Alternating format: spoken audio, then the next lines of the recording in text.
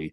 And we are live. And that means that as I am alive, I am also Professor Christopher McGlothlin. I am the creative pit boss of Go Show Press, the bestest job in the world, because I get to work with people like with these wonderful people I'll be introducing you in just a minute. And that means I get to host the Go Show. This is our little podcast where we talk about books that we have worked on, other projects that we have worked on, but primarily we're here to talk about this little series of books we've been doing since, well, the lockdowns, called Everyone's Gone to the Movies. And so far, my friends, your generosity, your support, your donations have made transgressive horror possible. It has made subversive sci-fi possible. It has made fantastic flops possible, and most recently transgressive horror resurrected, and what will someday be right here in this empty space in my hand, subversive sci-fi evolution. We're going back to sci-fi, and we're coming back with an amazingly bizarre, eclectic group of sci-fi films. But why listen to me rant about them? Let's move on to the people that actually made these wonderful books happen. So I'm going to go around the grid and give everybody a chance to introduce themselves. And we will be starting off with Colm Lundberg. Colm, say hello to the people and tell them a little about yourself. Hello from the future. I'm based in Ireland, where it's currently 1 a.m. So hence the slightly redder eyes. I am taken under the skin in this volume of transgressive horror. I'm a games designer, I'm a writer, and I've just, for some reason, by mistake, started a museum of games in Ireland. I've kind of fallen into these roles every so often. So yeah, Moggy.ie is my big thing at the moment, the Museum of Games. I've got a game coming out next year, which I can't really talk about, and I have done a few other bits and pieces for Green Ronin, which are just about to be released shortly. That's me. Yes, indeed. Yes, indeed. And right next to him is our longtime friend, Alex Bledsoe. Alex, tell little folks, say hello and tell little folks a little about yourself. Sure. I'm Alex. I'm from Tennessee originally. I've written about 14 novels, and I've been lucky enough to be included in all of the Go Show stuff, I think, so far. And for this edition, I'm going to be talking about Stalker, the Andrei Tarkovsky film that is his attempt to do science fiction, but take all the science fiction out. Wow, there you go. Very definition of subversive. And now, if you guys will pardon me, this is a great treat to me, because I finally, for the first time ever, get to say hello to Melissa Olson. Hi. And hi. Now, Melissa came to Go Show at a most wonderful time. I had an essay with a short deadline, and if you've done any writing or publishing, you just sort of hope what you get will be in English. But I went around my pool of writers and said, please recommend somebody to me. Melissa's name came up, and I have been eternally grateful to that, because they say that it's impossible to find good and fast, but Melissa, on like no notice, has handed in two of my favorite things that I've ever published, and I'm so glad I get to thank you in person with like actual people watching and things like that. Wow, you and I remember my timeliness on those deadlines very differently, and I'm so good with that. Yes, let's all go with the version where I was super good and super fast. Change approved. Love it. Or it's possible that you're not so subtly reminding me that I have not turned in the next draft yet, in which case, honestly, kudos, man. No. I'm not. I do another draft. No. I can't. I'm Southern Scottish. I can't be passive aggressive, because by nature I'm more stupid aggressive. Well, yes. To introduce myself, I'm Melissa Olson. I actually have a visual aid, which I don't usually. My office is a huge mess because I'm getting married in 2 weeks. Congratulations! And thank you. Thank you. Alex is coming. Alex and I are about 8 miles down the road from each other right now. Oh wow! And wait a minute, you can't get any closer. The restraining order, remember? That's right. But you agreed to be the usher at my wedding, so I mean, this one's really going to be on you. Yeah, I did. But I have been writing urban fantasy for quite some time, and my first comic book, Archaic, was Yay. released starting at the end of 2024 and through 2025, and the trade paperback just came out after a bunch of delays because of printing.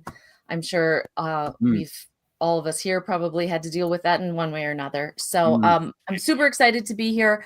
I'm excited to talk about the project I'm working on for this, or I'm sorry, the essay I'm working on for this project, which is actually about Jurassic World.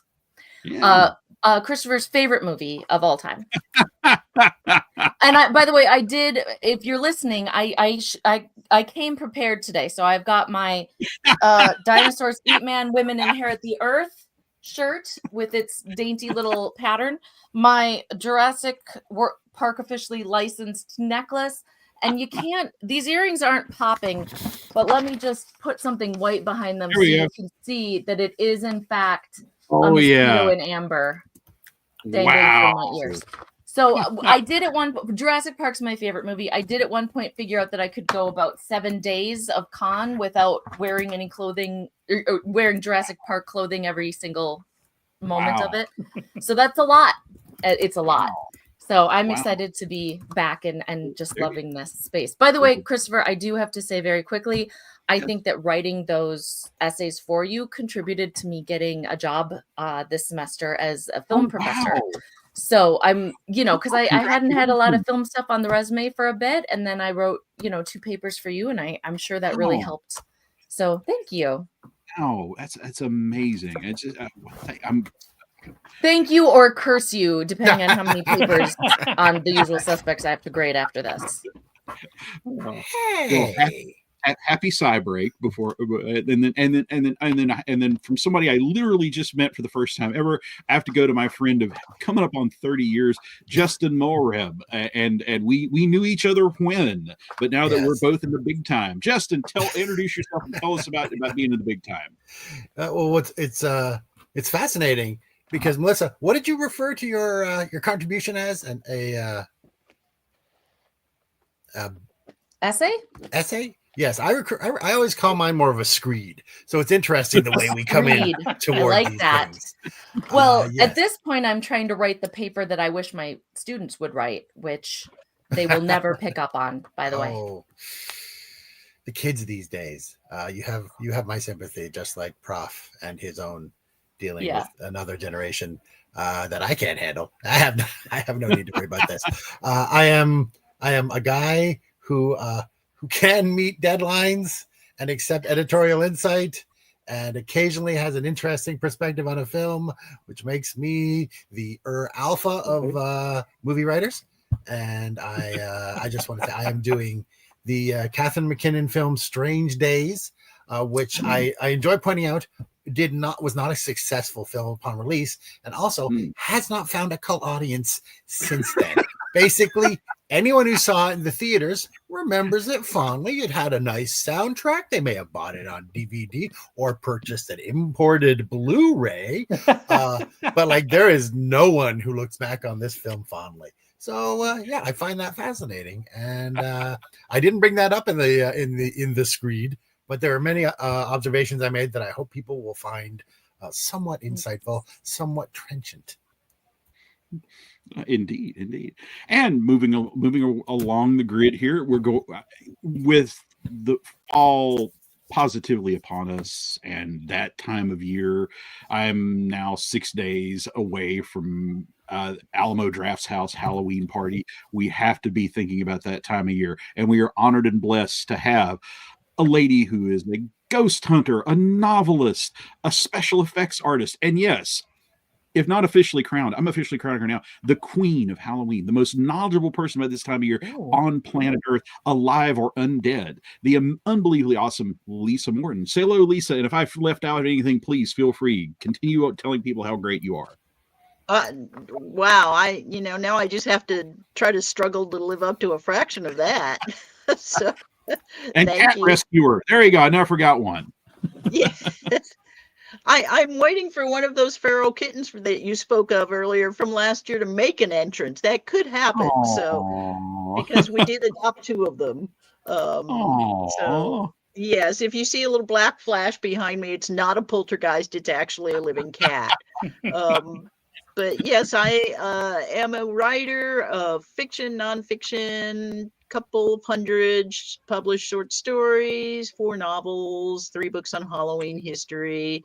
One cool thing that I just turned in yesterday, which I'm really excited about, and unfortunately I can't tell you yet what film it's for, but I just did my first liner essay for Criterion. Oh, wow. Cool. Congratulations. Yeah. Can you I tell was really, or is that allowed? I was really happy to be asked. It is not a science fiction or horror film. Wow. It is a film I have written extensively about in the past, though. So if Now anyone you're is, just encouraging us. I am. If anyone wants to go dig through my list of books, you will probably figure out at least somewhat what this film is that I just did an essay on. But yeah, that's the last thing I worked on. And my essay for our book, I went all the way back to 1902. I did Georges Méliès's A Trip to the Moon. Oh, wow. It was awesome. I'm a lifelong fanatic of Méliès, and what was great about doing this was that I have bought a bunch of new Méliès reference books over the last couple of years that I hadn't even cracked open yet. So it was like the perfect excuse to dig into those, and I was really happy and grateful for that. So thank you. Well, there you go. And our surprise run-in guest is one of my favorite writers. I think every writer, you hope that your words will reach somebody, and maybe in your wildest dreams you hope that will affect them in some way. Like our friend Oleg in the Ukraine, who has backed all of our Kickstarters, and it's just every time I see, I don't even care how much money it is, just knowing that he has survived a horrible situation and has been very, very kind about how our books get him through a very, very dark time. And Oleg, by any chance, if you're listening, we love you, man. We're praying for you. But during one of the darkest times in my life, I found a book called Cult Vegas by the one and only Mike Weatherford. And that would be like my 40-minute break from weeping during the school day. And then as crazy as these things are, not only did I get to meet Mike and be friends with him, but now I get to publish more of his awesome work. And really, seriously, that's why I say I have the best job in the universe. I get to publish my favorite writers. And Mike, goodness, does not stop. Now he's becoming a comic book magnet. But I should let him tell you about that. So Mike, say hi to the people. Tell us about your awesomeness, and in particular your Drive-In King's awesomeness. Hey, thanks, people. Sorry I jumped in late. I think I just broke number one daughter's cheap tripod, but we figured it out. But I'm semi-retired. I'm retired from daily journalism. Let's put it that way, and moving on to bucket list stuff. And but I spent decades at the Las Vegas Review-Journal as an entertainment reporter and columnist, and now just kind of trying to write some fiction, do some fun stuff, and that includes the self-published comic book Drive-In Kings in 1977, taking you back to when the drive-in was both a place and a whole realm of movies that played there. And I follow 3 teen pranksters from one to the other, from the actual drive-in into that world. Yeah, and I've gotten the first far, and I love them even before I got my miniature drive-in speaker keychain, which lives over there next to my signed Joe Bob Briggs poster, where it should. Shameless hucksterism of these Kickstarter turtle races, huh? Indeed. Well, now I'd like to go around and give everybody a chance to talk about their film and their choices and what informed them, and what people give them a little taste of what they'll get out of your essay when they back us. Speaking of, yes, when you back us at this link right here and help make this book happen. Yes, we are a crowd-funded enterprise. I do not have the riches this film collection would suggest. I actually need people to give at least a little something to make these books happen. But hey, look at this. I can hold the generosity in my hands here. And really, the same wonderful people that made these 4 happen, let's make a 5th happen. All you got to do is go to that link, pledge what you can, and share it with all your movie crazy friends and give them a chance to get in on some damn good writing in volume 4 and all the previous ones if they don't already have them. All righty. Well, let's move around. Let's give everybody a chance to talk about what's coming up in volume 5. Colm, you went with a relatively modern and well-spoken of film, and yet we're able to find some amazing new insights about Under the Skin. So please tell us a little bit about Under the Skin and why this movie. Thank you for that. So I watched this movie kind of when it came out, shortly after it came out. I think it came out in 2014, and I kind of dismissed it. I kind of was that it's just like it's somebody trying to be Kubrick. It's somebody trying to be, a bit self-involved. It's a bit indulgent. It's somebody just trying to be clever for the sake of being clever. And it's using some nice tricks, cinematic tricks, like live footage of the streets and that kind of thing. Yeah, it's a nice idea. And I kind of dismissed it. And then it kept coming back to my head. I've been trying to, in preparation for this, I've been trying to find another way of saying it got under my skin because, but I'm just gonna go with the conceit. It did get under my skin. Yeah, lean in. Exactly. So I'll surrender to it. But it made me kept thinking about it. It kept popping into my head, going, "What am I missing? There's something drawing me back to this film that I need to watch it again. It's making me feel something unresolved." So I went back to it. And there's this, it kind of boiled down to one moment, really. And it is kind of Kubrickian in a way that it's probably one of those films that you'll never fully understand. You'll never fully kind of unravel. There's moments of pockets of imagery of water and fire that just kind of pop in for no reason. Well, no, not no reason, but seemingly no reason, which you probably have to dig another good bit to kind of to link into the storyline. But there's a couple of spots in that movie. And the one spot is the premise is Scarlett Johansson's character is called the Female is going around is an alien going around kind of Glasgow and picking up men and seducing them, and then they get occupied or they get dissolved in this kind of pool, and then the alien character slowly sort of discovers humanity in a way that's turned on its head in a very violent way towards the end of the movie, and her alien self is exposed. But there's one scene with a character who's called the Disfigured Man. Adam Pearson is the actor's name, and he has neurofibromatosis. And there's this one scene where he's in the car and he is the chosen victim of Scarlett Johansson's character, but he plays it with such poignancy, like he's very, very quietly spoken. He just wants to go to the supermarket, and there's a moment. So the alien with previous victims, they never actually touch. There's no touching involved. Scarlett Johansson's character walks backward as the victim walks forward and sinks slowly into the pool. So there's no physical contact. But this one time, the female character who is slowly discovering humanity asks him, "Has he ever been touched?" And he touches her face, and there's this moment of intimacy which she doesn't understand, and such powerful vulnerability from Adam Pearson that it's kind of all of humanity encapsulated in one moment in that one scene. And I looked at it, I kind of went, okay, that's unlocked the film for me. So the film is about this. It's about, there's horrible things that happen in it, and there's the negative side of humanity, and there's people being violent. But throughout the movie, there's just snippets, snapshots, moments of different aspects of the human experience that we can all relate to, punctuated throughout the movie from the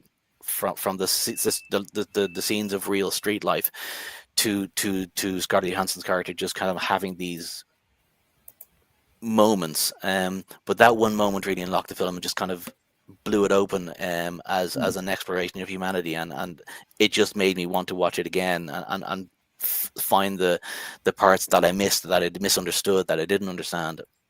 But it's really kind of rare when you get a movie that almost hinges on a moment that unlocks the entire thing, and I thought that was just absolutely brilliant. And the more I watch it, and the more I kind of try to dig down in those moments, and a lot of them are just throwaway moments. Like there's one scene in which somebody buys her a rose when they're stuck in traffic, and she gets a pinprick from the thorn, and she just kind of looks at the the rose, and the seller himself has got blood on his hands from holding the roses, and just the seller having blood on his hands from holding the roses is just such an amazing image of somebody out there trying to make a living, and literally, it's almost kind of messianic. He's got this kind of a wound on his hand for holding a rose, and the symbolism and there's a lot to unpack in this movie. And I think in one essay I maybe have discussed one or two aspects of it, but the more you watch it, the more you kind of unpack it, and the more you kind of hone in on things that you may have missed before. It's an evolving revelation, I think, that film is. Yeah, very, very well said. Very well said.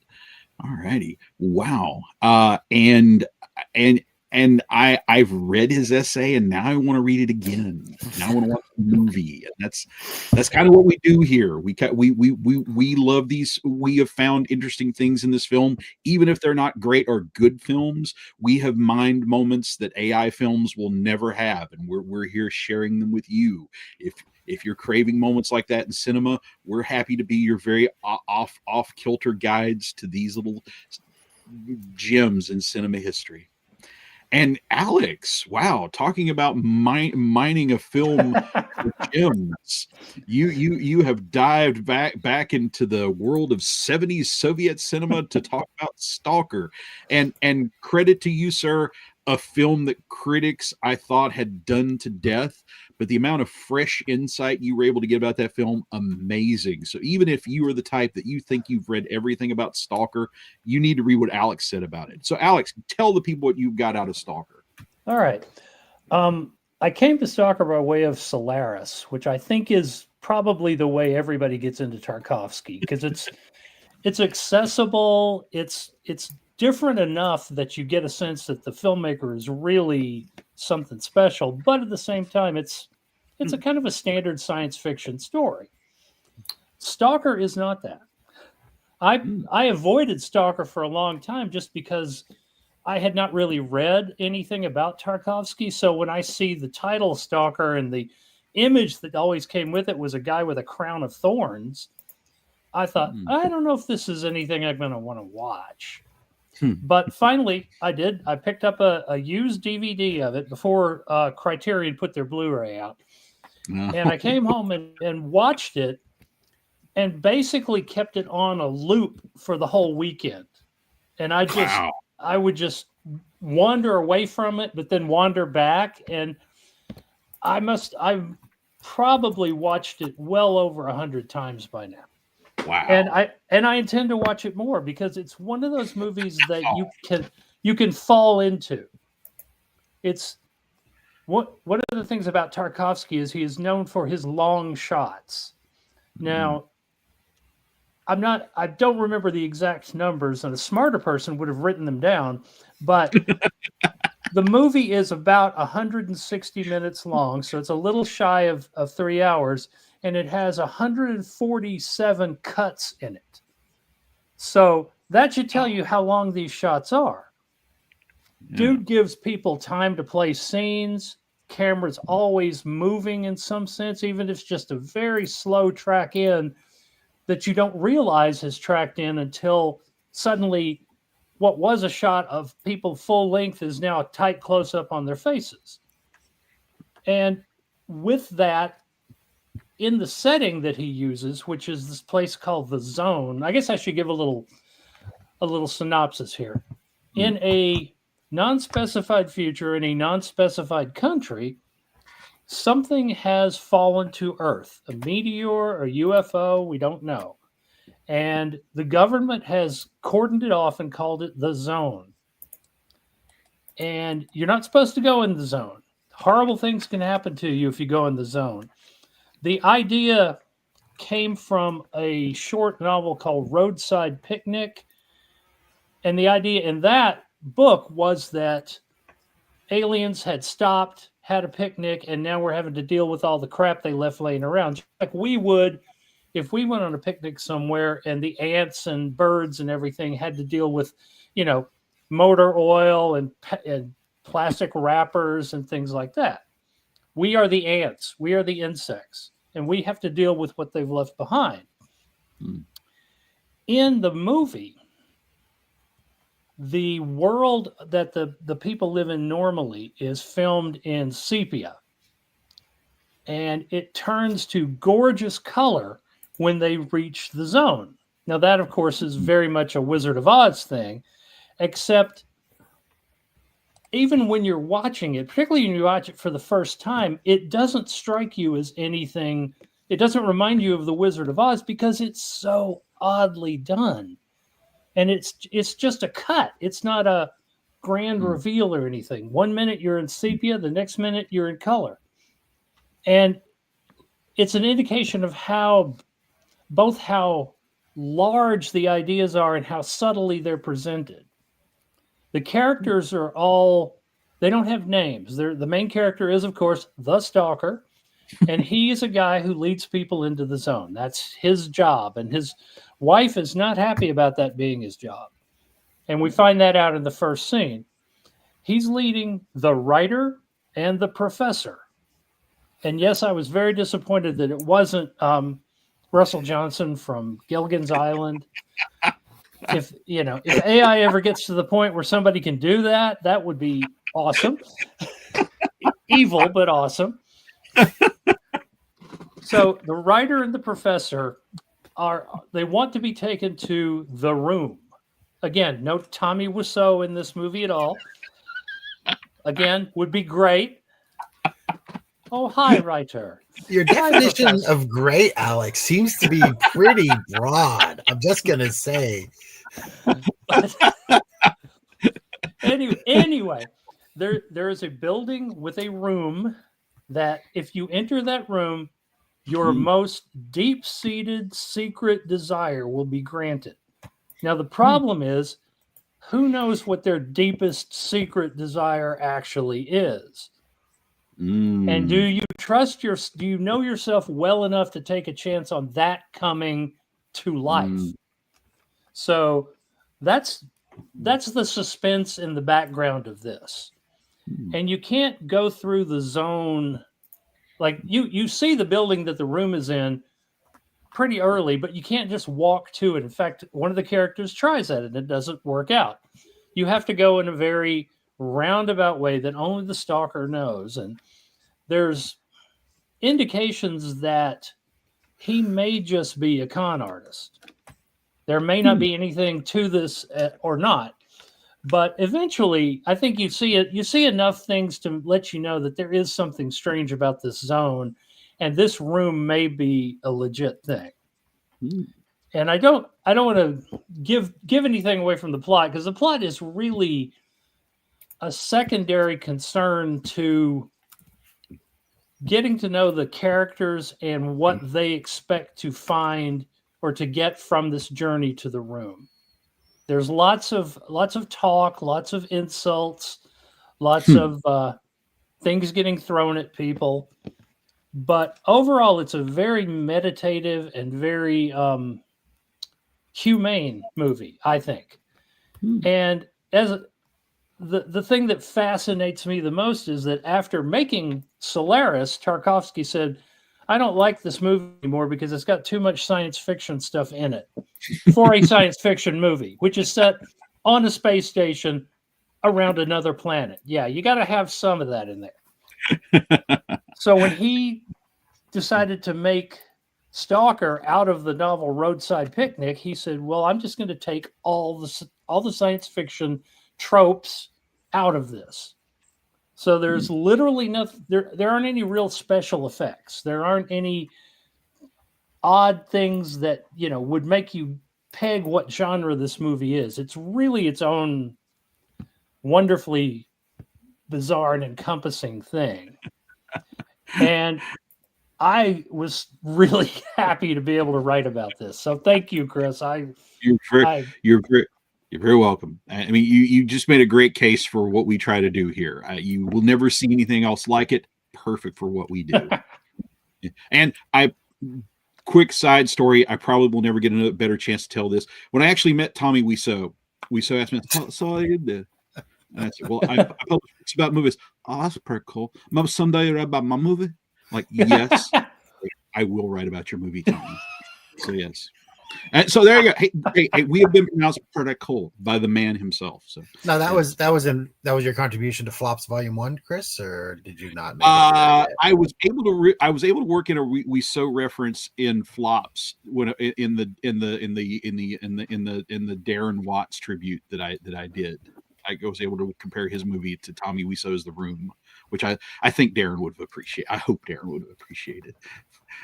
But anyway, okay. So and now we got to move on to Melissa, who not to spoil anything she's going to say, but our exchange about this movie was, I hate this movie. I can't wait to see what you say about it. So that's how great her pitch was, and the outline the outline I've seen so far more than validates that this may convert me on. But I will leave all the Jurassic stuff to someone who's clearly a fan and clearly a talent. So Melissa, tell us about Jurassic World and why you picked it. I mean, I'm still kind of reeling from Alex's description of watching Stalker 100 times. like I didn't realize until just now, but I think you might be able to get Stockholm Syndrome from a movie. And as the closest one, I should probably check on Alex. Yeah. Okay. Yeah. Anyway, sorry, Stalker. That's the thing. On the complete opposite end of the film spectrum from Stalker, I have the world's most commercial movie, Jurassic World from 2015. And I'm specifically writing about the first one, and the first one in the Chris Pratt cycle.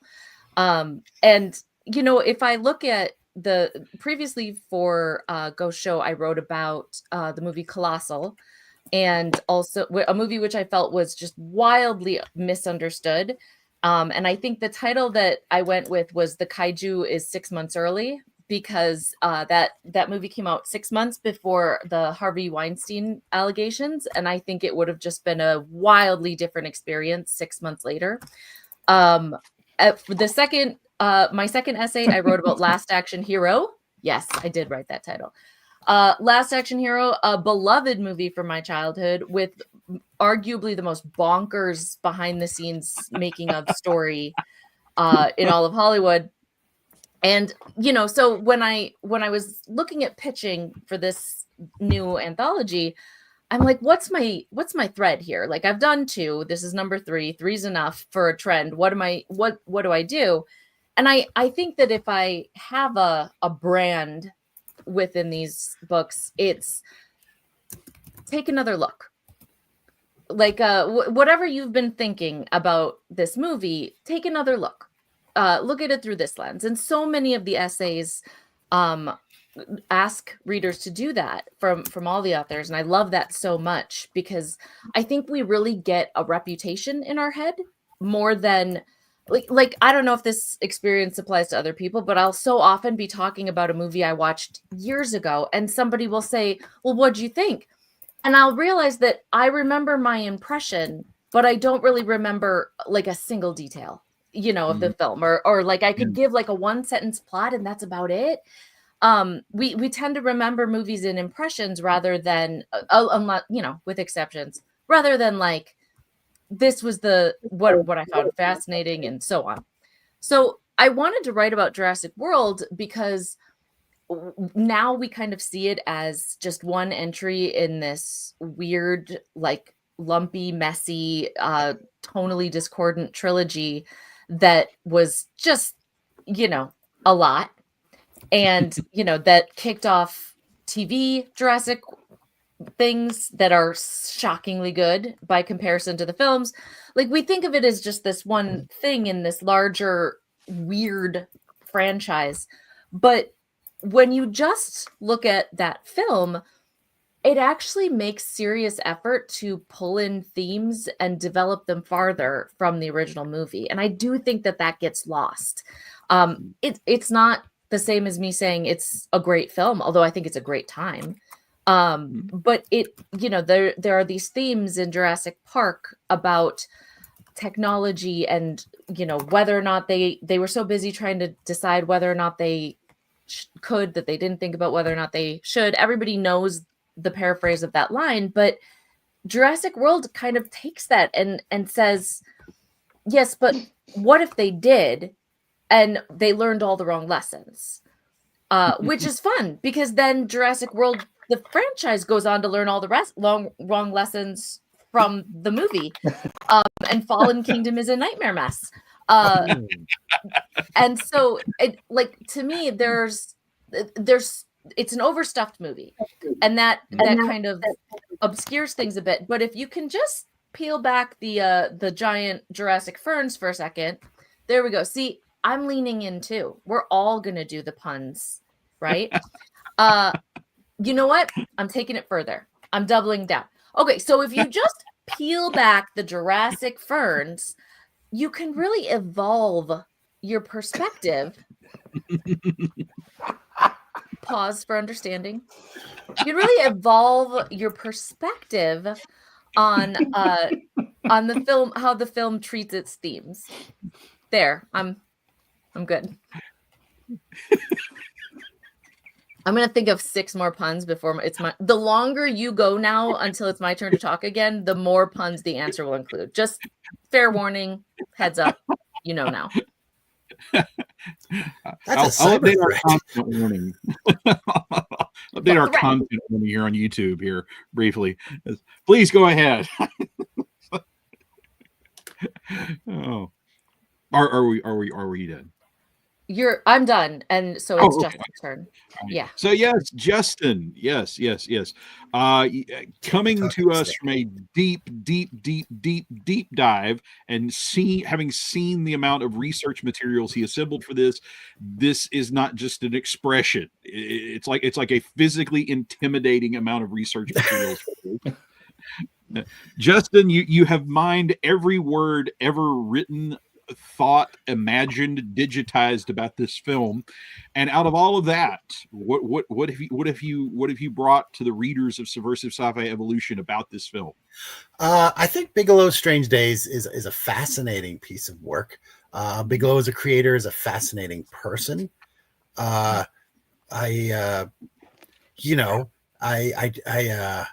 don't want to get into conversations with people about subjects, but I find it fascinating that she refuses. I don't know if she refuses. I mean, I don't give the option of refusing, but she dislikes being referred to as a female director. Like, she doesn't view her gender as a topic which affects her creative process, which, when you look at some of her products, is actually a very interesting thing to see, because she made movies about violence. She loves violence, and I'm like to think everyone has their own fascinating perspective to bring about that. She made a movie about a family that got destroyed when they tried to bring a new member in. Now, coincidentally, they were road vampires, so that's always prone to spoilers for Near Dark. Sorry, I just see it if you can. It's a vampire movie and things don't end up happy at the end. I'm not sure that's not the first time that's happened. And her career since Strange Days has been an interesting one. She did a historical story whose title escapes me that she filmed in Canada. She did another historical about a Soviet submarine. Then she got into more current event stuff. She won an Oscar for a film about the Vietnam War, which came out during, not the Vietnam War, the Iraq War, which came out during the current iteration, the most recent iteration of the Iraq War. Proper terms for these things is so hard. And she has another film coming out on Netflix, which kind of breaks my heart, because they are doing bad things to a lot of creators. Just like Frankenstein on the big screen the other day. That's not a topic for, oh yeah, Mike's excited. I saw that reaction. If anyone wants to talk about that later, I'm more than happy to. But there's one scene in Strange Days which is quite a very violent scene, using the film's point of view perspective, which is used for its sci-fi element. The core of Strange Days is that there's technology that can be used to record someone's experience. So essentially, you can get a GoPro recorded type of thing, but you actually get their physical sensations, their emotional sensations. And bless you, Alex. He just blew himself straight into the zone. Mute. There's a microphone button. Just FYI. Well, I didn't think this was going to be quite so loud and dramatic. I apologize. No, it was. That was okay. He hates Strange Days. It's no stalker. He's allergic to Strange Days. I saw Strange Days on its release. So. Yes. I'm an early adopter. Yes. Oh. I believe I saw it for reviewing purposes when I was in journalism school. And now I'm wondering, did I have a press kit? Because if I did and I don't have that anymore, I am going to hate myself. Those things were always amazing. You always got sorts of neat stuff, all sorts of, glossy photos for you to use in your story about the movie. Ooh. But anyway, yes, I've been thrown off. There's an incredibly violent scene that she views from a perspective that I'm like, it's depicting that sort of violence, I think, requires a certain amount of responsibility on the creator's part. I'm not saying she was irresponsible, but I'm saying I don't think she approached it in the sort of manner that I don't think she since then has thought about it in a way that I think you would want to think about. And yes, so I find Bigelow a fascinating creator. She was married to my countryman who was a deleted witness in the Deep Sea Explorer, not the Deep Sea Explorer, the Oceanic investigation, who also directed a movie called Titanic. And that led to several collaborations on their part, including this film. James Cameron, sorry, I was trying to be funny and I'm failing miserably. James Cameron wrote a treatment for this film that was adapted into a full script by another creator, and it came out. And I think the film, it is an interesting academic piece, historical piece, creative piece, and I think it's gotten exactly as much recognition as it needs. But there is a scene where Mace, the female protagonist, played by Angela Bassett. Angela Bassett. I was going to say the mother from Black Panther, and then you would be entitled to punch me. I'm just saying. Angela Bassett puts a few shots dead center in the mass of one of the antagonists, and I was like, "Oh God, yes, give me." Why are there not 2 more hours of this? But the film is a fascinating piece, and I look forward to everyone getting to read my observations about it. All righty. Now, before we get to Lisa, though, our longtime friend Joe Larini, big supporter of Ghost Show, had to pipe in with this for Melissa. Within the thin eggshell of a blockbuster, the baby velociraptor of theme and meaning. Joe, so we had to leave it to me. All right, I don't want to be shown up on YouTube. Come on, Joe.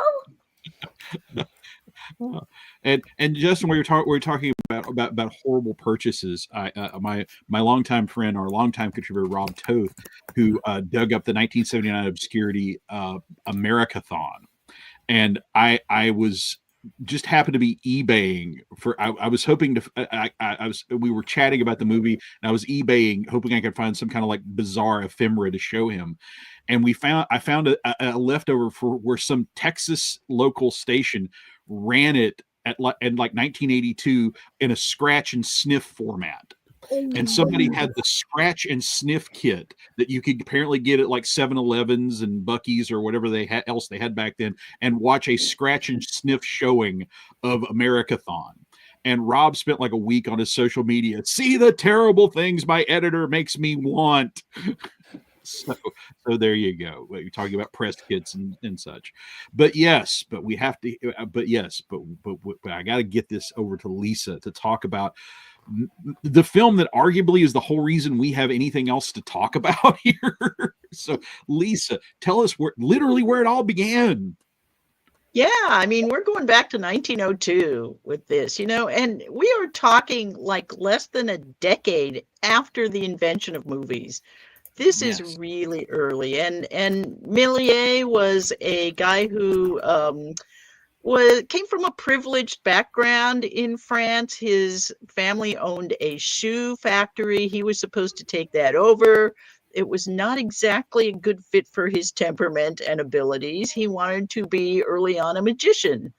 And he ended up buying a very famous theater in Paris called the Theater Robert Houdin, named after a famous magician who had owned it. And he put on magic shows there until in 1895, he happened to see the first showing of a movie anywhere. He was in the audience for the press screening of the Lumiere brothers' little short films. And the history that we all know about actually happened the next night when it was the first public screening. Méliès was there the night before.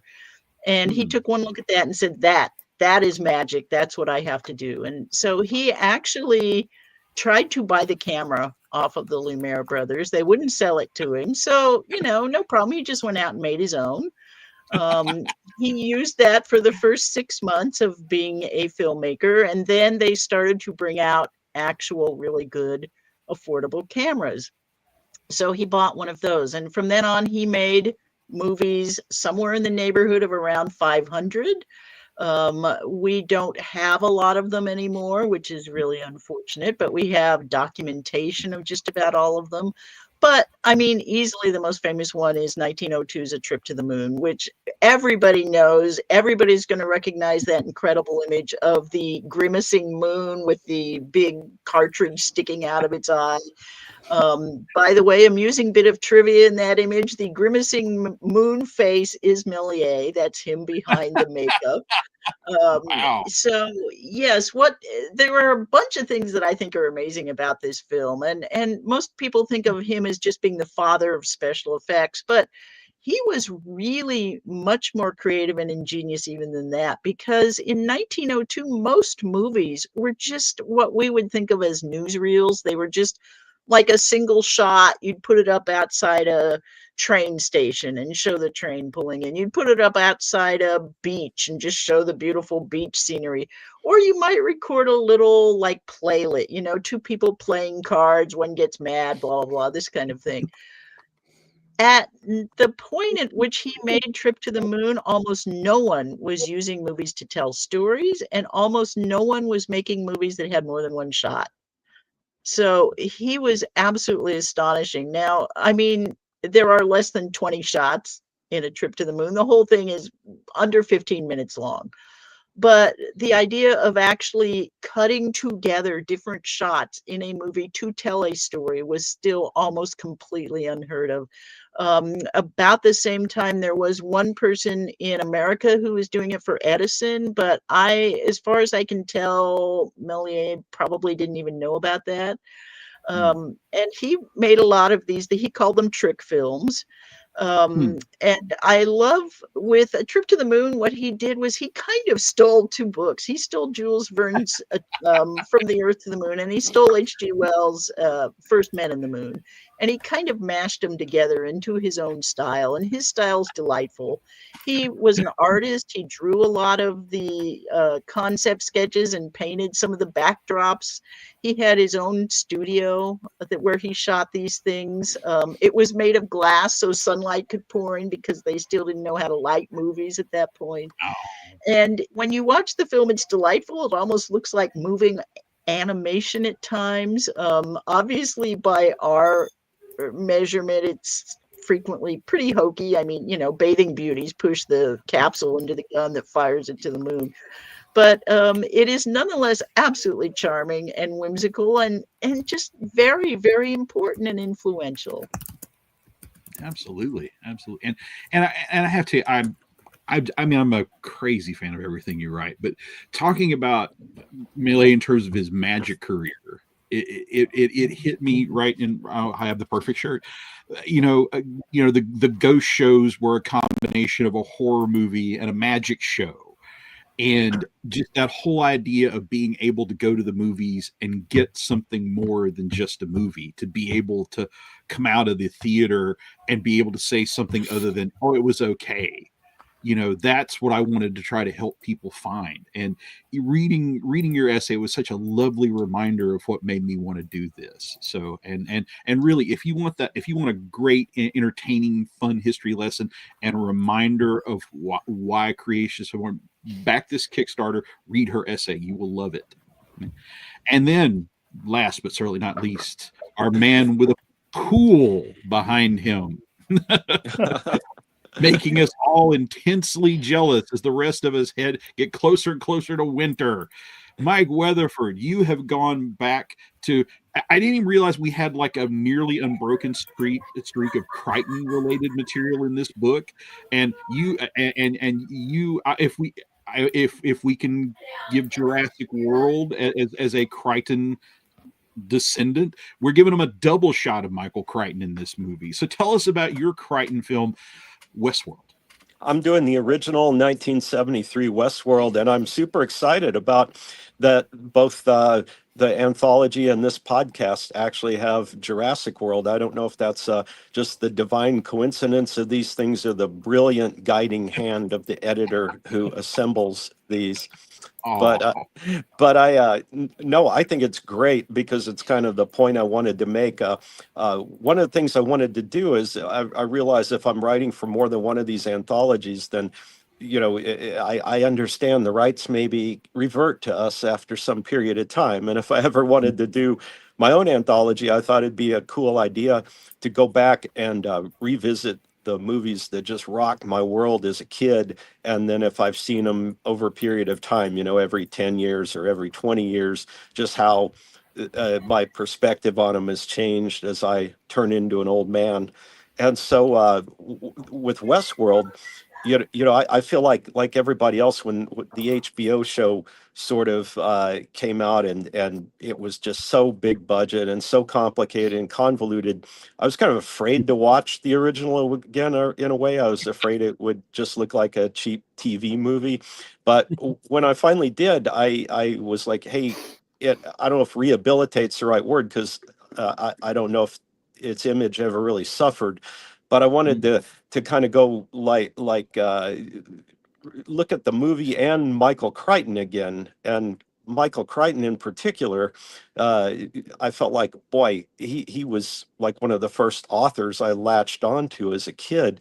And, back when the G rating wasn't just for animated films, when the rating system first came out, I saw Andromeda Strain. I was probably too young to fully understand it.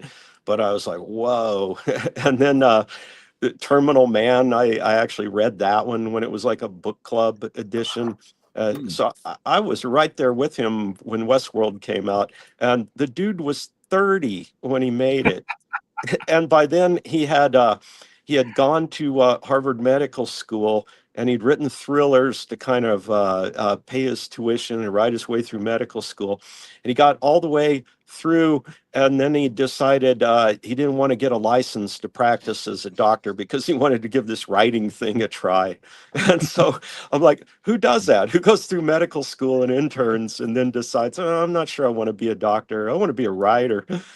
And so by the time he made Westworld, he was 30 years old, and he made it from an original screenplay because he didn't think it would really work as a novel. And that kind of ties into that TV movie aspect of it, that if you watch it, you go like, well, yeah, this kind of looks like backlot TV Western like Gunsmoke.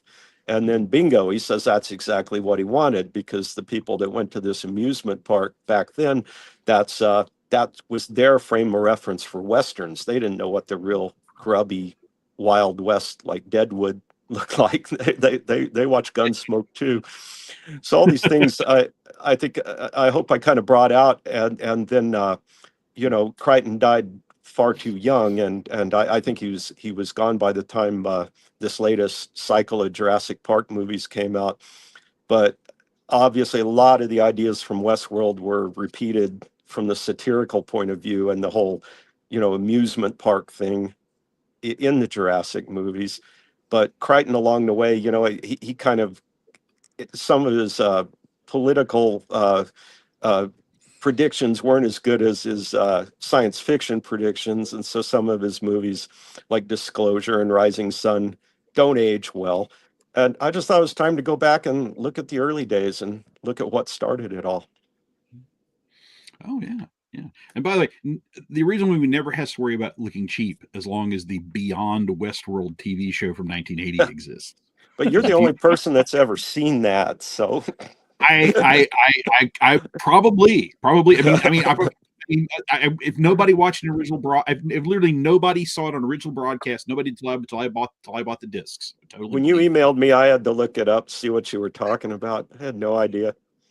Well, it lives in my heart for the one episode where they introduce like America's biggest rock band in 1980, Power and Glory, and Glory is Ronnie Blakely, and the look in her eyes, Nashville was a long time ago, and her keyboard playing man thing, whose dance moves suggest he's just gotten tased. And like the BG hair, the BG beard, and the zipper that he's not allowed to use. You find out that's Rene Auberjonois from Benson and Deep Space Nine. Yeah, I met the man once, and and he'd been signing Odo pictures all day. I just walked to him and said, "So, Beyond Westworld, did you get to keep the wardrobe?" I made Rene Auberjonois crack up. They go to these things, they think they've heard everything from everybody, and then you come up and say that. I have no confidence in myself as a general rule, but I believe I was the only man who ever asked Rene Auberjonois about Beyond Westworld before he passed. Our hats are off. Thank you. And now, number of people ask him about that show. That was like right in the bullseye. Yes. Well, I would be remiss if I monopolized the talents of these amazing creators. So as we do, we give everybody a chance to talk about other things they're working on, other things you can check out, and if you guys have any links to share, just drop them into one of the other chats, and I'll see they get on screen. But Colm, I know you work for the government, but are you working on anything that you can tell us without having to kill us afterwards? Well, the last thing was for the Green Onion Sage magazine. They were kind of introducing a fantasy age light in different settings. So I completed a desert setting for that, which was a lot of fun. So you kind of have to stay away from the whole Dune and Fremen and all these other kind of desert tropes that are out there, and go, no, I've got a vision which has nothing to do with that, and I'm going to run with it. And if it happens to resemble it in some way, it's a desert. What can you do? But my main current project is in the local game store, where they had some space, and I said, I'll throw up some of my stuff as a collection, just to some of my older stuff from the 80s and 70s, just to fill some space and have a point of interest. We started calling it the museum. This got around, and Steve Jackson in the States, as a dear friend, heard about it and sent me over his entire archive. So I'm opening these boxes of like handwritten notes from 1974 that became the game Ogre. Wow. And all the original Fighting Fantasy, because he wrote some of the Fighting Fantasy books as well, even though the UK Steve Jackson wrote both. Anyway, so like original scripts of the Fighting Fantasy, I'm going, I got to take this thing a bit seriously now. Crap, I guess I'm running a museum. And donations came in, and there's a wonderful board game museum in England run by Tony Bedell, who's a lovely guy. He does the Museum of Play in America, but there's no dedicated tabletop games museum. So people started sending in like magic cards and unopened boxes and games from the 60s and the 70s and original RPG stuff. I still don't have a white box set, but I'm getting one hopefully soon. And stuff just started arriving. And I said, okay, Rob, I'm not going to take over your store. I'll limit myself to this wall, and I'll rotate the selection. But I'm going to a convention next weekend in Ireland called GaelCon, and they've very kindly made me guest of honor because of the work in the museum. It's only literally only about a year and a half, like 2 years in existence. So I've sunk far too much money into merchandise to try and get an income stream going, because I think my credit card is on the witness protection program at this stage. So I very much need to start getting an income stream to make the museum happen. But that's my major project, Moggy.ie. Obviously, Moggy is what we would call in Ireland what we would call a cat, even though I'm allergic to cats. So John Kovalik did a fantastic logo, which you will see on the website, which I, of course, don't have beside me because why would I? I'm not going on a podcast. We have your link up. Cool, excellent. So John Cavalli very kindly did the logo for me. So that's kind of I've started a museum by mistake. That'll be the wacky Disney version. We started a museum. Pretty much. Yep. Absolutely. All righty, Alex. What are you up to these days, other than watching Stalker again? Well, I've got a new novel called While the City Never Sleeps that will be out at the end of November. And it's kind of a urban fantasy crime thriller. There's not really much romance. So hopefully it'll go well. I've got a short story that's going to be in a pirate anthology. Oh, wow. And it was one of the more fun stories I've ever written because I had done a pirate novel, and so I still had all the material. So nice. I just was able to dive right in, and I was real happy with how that came out. So those are the two things I've got coming up. Awesome. And I got to tell you, for those, when you were talking about watching a film on endless loop hundreds of times, those of us who fell down a deep can't stop the music hole have no judgment on you for Stalker. No. So hold your head up high. Right? I just showed that to my daughter not too long ago. Oh, God. And how did that go? Yeah. Well, I figure by the time she's 40, she'll let me pick another movie. That's like telling your kid you should drink and smoke weed. It's like you don't show your kid a movie that you have to watch high and drunk. It's bad fatherdom. Well, I did get to bring up, Bruce versus Caitlyn Jenner and how all that came about. So it was fun talking about. But then the big production number to YMCA, I'm not sure I'll ever live that down. Oh, man. Yeah, the last place you ever expect full frontal male nudity, and there it is. Yeah, wow. Melissa knows my daughter, so she can picture all of this. I would, man, that kid. I do feel very sorry for your child, and you did raise them on Godzilla movies from like birth, so like also kind of like where did you think this was going? Well, Melissa, I think we can officially brand your future activities mischief. So what mischief are you up to, Professor? No, you should have really looked at my social media profiles. They all say shenanigans enthusiast. Like, this is on you for not doing the reading, sir. And you're a professor. So awkward. Well, okay. In my defense, your bio update is going up in a couple of hours, and it does include a link to all your socials. So, and believe me, I can think of no better advertisement than our first meeting than why you should go check that out. But yes, thank you. Well, appreciate the Irish reference of shenanigans, by the way. Always. To be honest, I'd love to say that it's because I have friends in Ireland. I do, but it's not. It's because I watched Super Troopers on a loop in college. I would How draw many my times? Not as many as you've seen Stalker today. So that should be a standard question going forward. And what movie have you seen over 100 times? Yeah, I actually, quick aside, I have a couple of icebreaker questions for cons, like bar cons. You always end up sitting next to an author you don't know, and maybe you had a panel and maybe you don't know what to talk about. And one of my favorite questions to ask is, what's the movie you've seen the most number of times in the theaters? Because it always gets an interesting answer. I was at a dinner at WorldCon this was pre-pandemic, and George Martin was there. And I asked him along with everybody else, and God damn if his answer wasn't really cool. Like, it was Raiders of the Lost Ark. And I'm like, God damn it. Like, of course it was. Of course it's a cool answer. Alex's was, of course, Stalker. In terms of what I have to promote, I had 2 books out this in the last 6 months. The Other Frankenstein is my angry feminist sequel to Frankenstein from the perspective of a resurrected Elizabeth Frankenstein. And it is dark and not like silly and fun. And I try to warn people about that because I have a really big family and they love to support me by buying my books. And this is the first one where I'm like, I love that you bought that. Don't read it. No, I'm very proud of it. It's a great Halloween season book. But it's definitely more horror.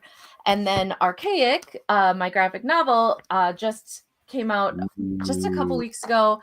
I love it so much. I'm very proud of it. I wanted to write a book that was my pitch doc was Lock and Key versus meets Jurassic Park.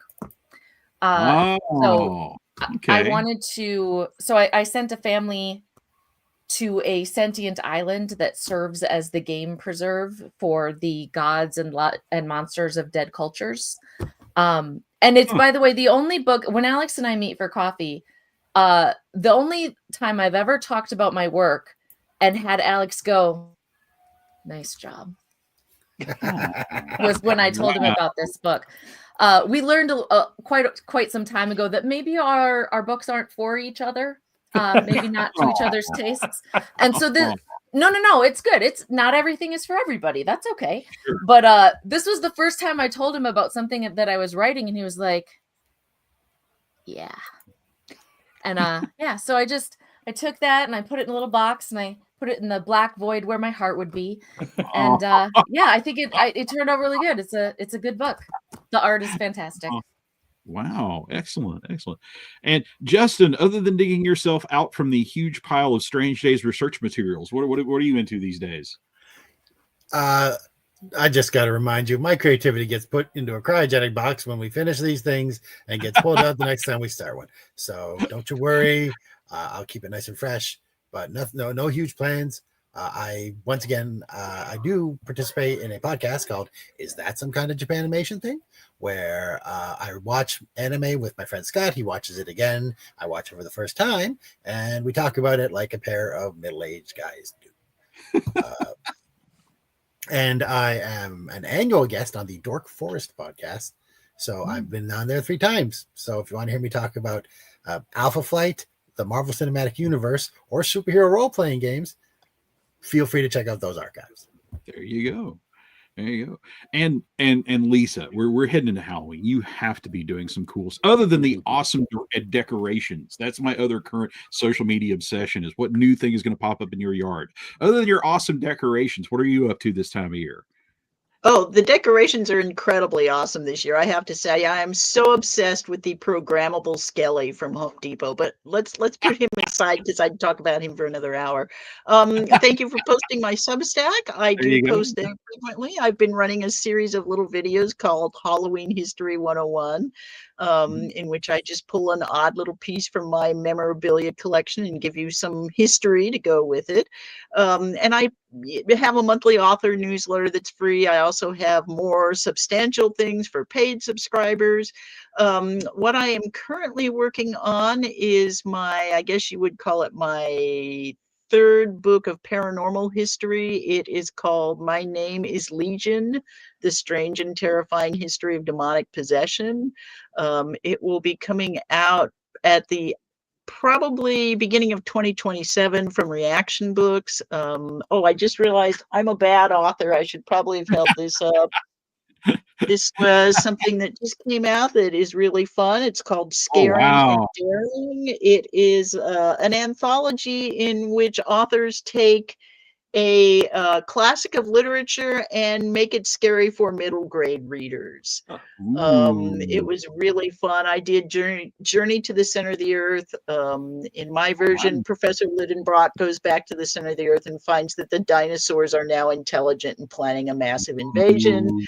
I got to do an event with Joe Lansdale for this last week, so that was really fun. So that's kind of where I'm at right now. Wow, that's so that's so crazy. My scary version of Journey to the Center of the Earth was like, you're in a movie theater with Pat Boone for an hour and 40 minutes. Ooh. So yeah, seriously, just absolutely fantastic here. All right, and Lisa, I want to tell Lisa something real quick. My son is 21 now, but when he was about 8, I was reading him Journey to the Center of the Earth. And we have a cave nearby that you can go into. It's called Cave of the Mounds. And I told him, I said, there is a cave about 5 minutes away from us, and we can go there anytime. He looks me dead in the eye, clearly thinking about the book, and goes, "You do know we could die." I mean, you could be trampled by lizards with little rubber appliances on. True. He's already identified what horror movie character archetype he's going to be.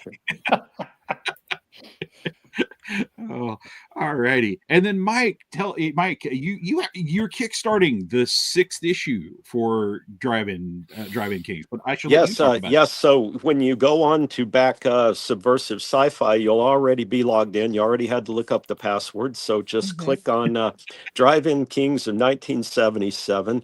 And just to follow up on what I said earlier, the year is important, and these are 3 teens for whom Journey to the Center of the Earth is actually a Rick Wakeman album, not a Pat Boone movie.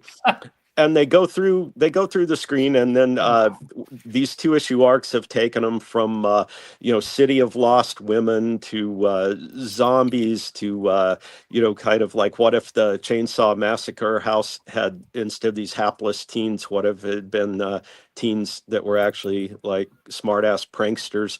And this 6th issue kind of is like our season 1 finale, and that leads them into subversive sci-fi territory, because the main frame of reference is the green slime and any of those 60s groovy sci-fi movies where they kind of hang out, and the space explorers are the kind of men who read Playboy and that kind of stuff. So. Oh man, yeah. And all right, and thank you for that. Okay, so I have a couple of links to share. First of all, if you've enjoyed this talk, and I know I have, I'm gonna be back this same Sunday night, which will be the 26th at 8 p.m. Eastern time, and that will be in Ireland, I think, in the year 2037, if I'm converting it right. I don't know, but yes, anyway, I can tell you sometime. Thank you. 8 o'clock on a Tuesday. Yeah. 8 o'clock Tuesday night, and and I'll be bringing in more of these wonderfully funny and talented people to talk some more about what they've done for this amazing book. So right there's the link. It's in the chat. If you can go ahead and sign up to be notified for when we go live, or be reminded that we will be going live. And definitely have to talk about how right there, that's the link that makes it happen, folks. We get to keep getting together and doing stuff like this, and doing more stuff like this, and moving into other genres and exploring other things, and to keep adding to this ridiculous pile of books until it becomes comically tragic in my attempts to lift them. I think we all want to see me eventually get crushed by these books. I really do. Yes, my natural clumsiness is dying to assert itself here, and that's where we need you. We need you to pledge. We need you to share, and probably no better time to mention one of our higher rewards right next to pick a movie that we have to talk about for this book is you can book yourself as a guest on this podcast with the guests that you want and the topics that you want. You can join the mayhem here. You can tell us about the film that you've seen 100 times, and at this end. You'll be making our books happen. And we'll stage an intervention for you. No extra charge. That's baked in with the pledge. Yeah. Mm-hmm, mm-hmm. Well, thank you all for coming. It's an honor and a pleasure to publish your stuff. It's an honor and pleasure to be friends with such wonderful people, like the kind I used to dream about meeting. You guys have made me happy all the way back to when I was like 5 and 6, dreaming people like you existed in the world. So thank you for all you've done. Thank you for being here tonight. Thank you for making the Ghost Show happen. And thank you all for tuning in. We'll see you next week. And until then, this has been the Ghost Show. And